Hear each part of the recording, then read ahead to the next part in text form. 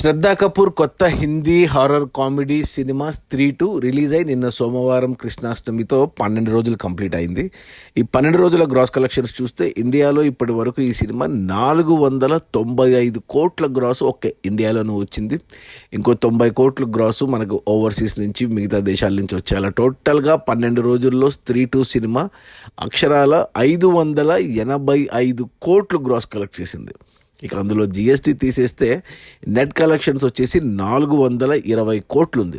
ఈ cinema budget 60 కోట్లు అయితే 360 కోట్ల లాభాలతో 6 బ్లాక్ బస్టర్ అయింది. 6 times బ్లాక్ బస్టర్. 6 రూపాయికి 6 రూపాయలు వచ్చాయి ఈ సినిమాకు.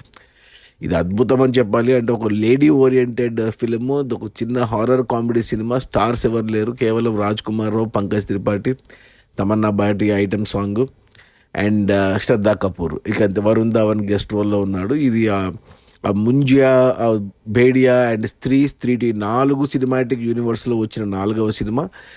అసలు బ్లాక్ బస్టర్ అయిపోయింది. 500 కోట్లు, 585 కోట్లు గ్రాస్ దాటింది.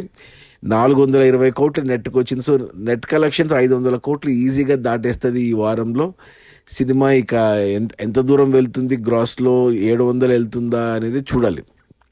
అది మన శ్రద్ధా కపూర్, రాజ్ కుమార్ రావు, పంకజ్ త్రిపాఠి ఇలా స్త్రీ 2 రిలీజ్ అయిన మొదటి 12 రోజుల్లో 585 కోట్ల గ్రాసు.